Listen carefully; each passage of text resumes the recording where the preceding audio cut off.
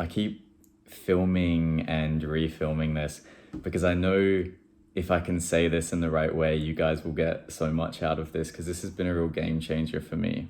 So, what are the difference between worthwhile and petty problems? That's really my question for you right now. I think that sometimes we have this thing where we get so preoccupied with the idea of solving our problems or getting over our problems. And we sort of have this mindset where we're very adverse to problems in the first place after a while. Like we start to sort of turn our nose up at any sort of problem that presents itself. We think like, oh God, that's going to take effort. Oh, that's going to take energy. Oh, I don't want to have to do that thing. I don't want to have to be in this position. But I think that what we neglect to see sometimes is that if we want to really make headway in achieving our goals, if we really want to start being the kind of people we want to be, we really, really want to start living the lives that we want to live day in, day out, we need to have high quality problems. We don't want to be looking at our problems like as if it's they're just these negative things that come into our life and it's like, oh, it's a problem, god damn it, we want to be looking at our problems like, okay, so I have a series of problems that are worthwhile and I have a series of problems that are petty. So these petty problems, they're not contributing any real value to my overall vision or my goals or who I want to be as a person, but they're still just as readily, maybe even more so than the worthwhile problems, thieving my energy.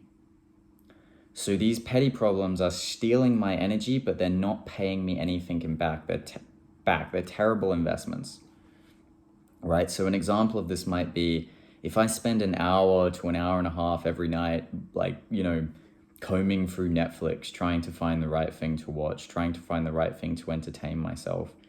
When I add that up, that's 7 to 14 hours a week.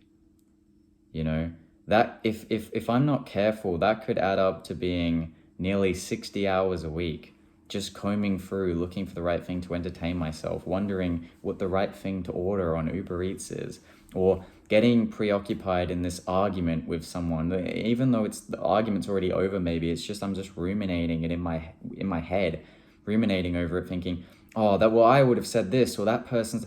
And I think that this is subtle in a way because we get so used to it, we get so conditioned to do this that we don't notice that we're actually, such an energy sink.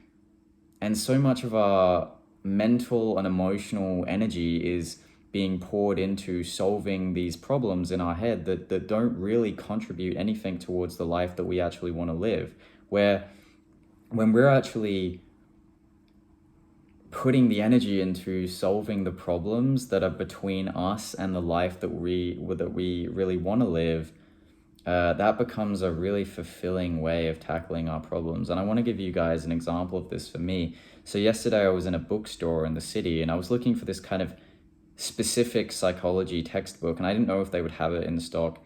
And I was sort of just browsing through the pretty big psychology section in this store. And I was sort of looking through what books were coming out and, what's new here and there. And there's this, and I've never seen this before, never seen that before. And I started to feel this genuine tension build up in me because I started to think to myself, how the fuck am I actually going to find the extra time to buy and read? Like, I want to be able to read more of these books.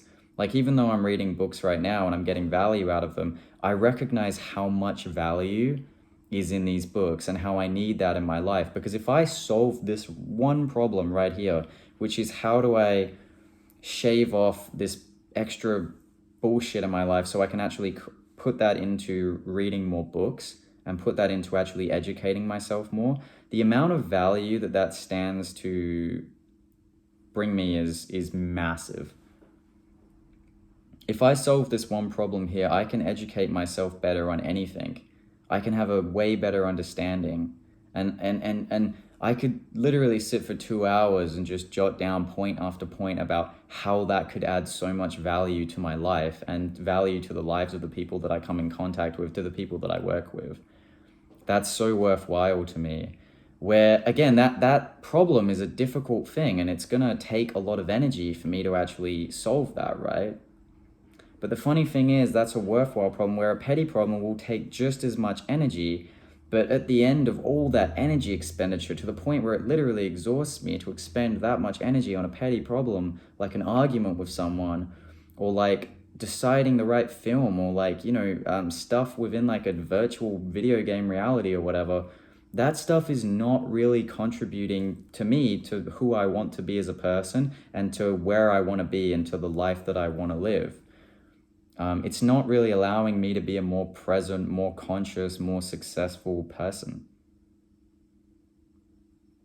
And I think that this can be really, really dangerous in a way, these petty problems, because sometimes we don't really have someone we don't really have anyone to remind us and tell us, or like say that, oh man, that's really petty, like don't worry so much about that.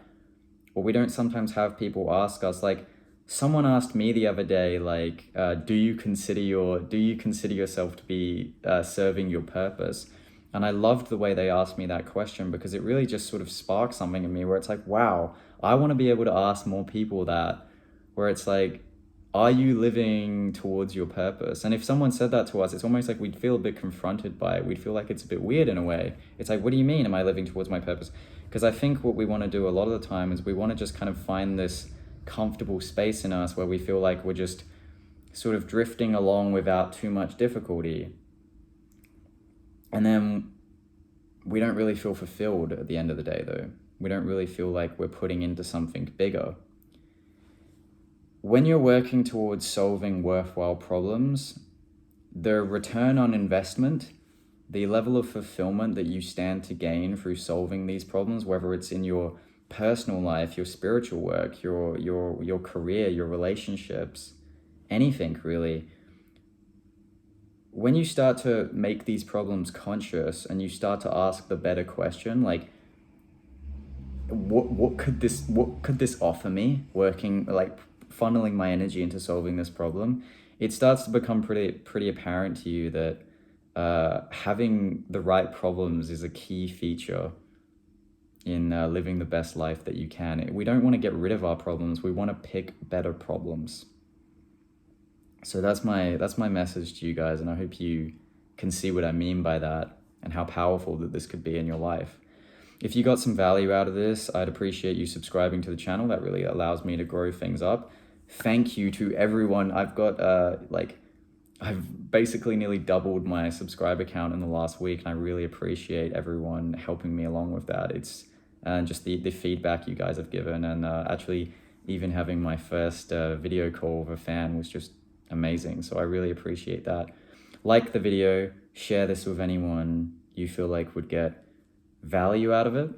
And yeah, I hope you're having a beautiful day. That's me.